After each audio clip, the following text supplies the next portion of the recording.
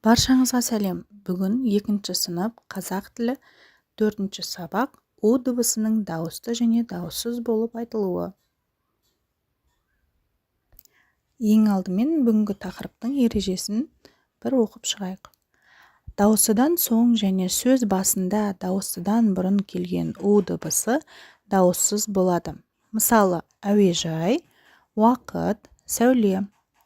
Дауыссыздан соң және сөз басында дауыссыздан бұрын келген У дыбысы дауысты болады. Мысалы, сусын, елу, улап, шулап.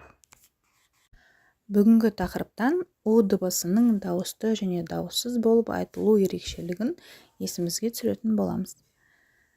13-ші жаттығу. Кестедегі сөздерді оқы.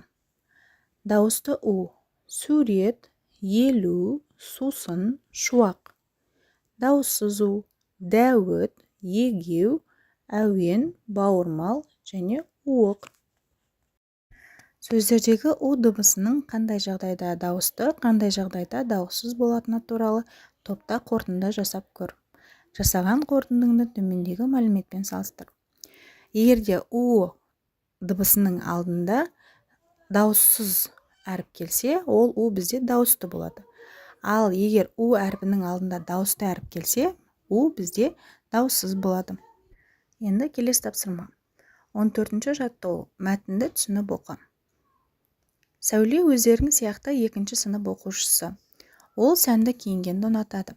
Әсіресе қуыршағына түрлі киім таңдап, әдемі киіндіргенді жақсы көреді. Бүгін қуыршағына қазақтың ұлттық киімін кигізбекші. Бірақ бас киім таңдауда қатты қиналды.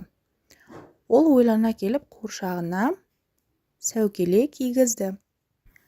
Сәуле қуыршағына қандай ұлттық бас киімді кигізді, болжап көр.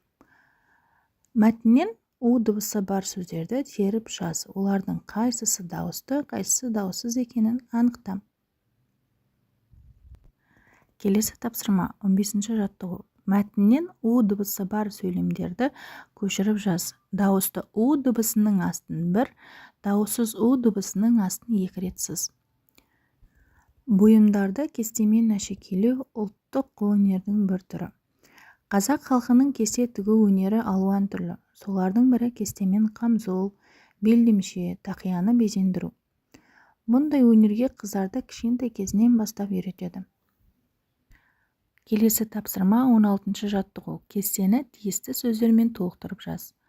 Бұл жерде дауысты У, дауыссыз У дыбысы бар сөздерді алдыңғы тапсырмаларға қарап, дәптерге жазып шығамыз. Мысалы, дауысты У дыбысына алуан деген сөз, дауыссыз У дыбысына әшекейлеу,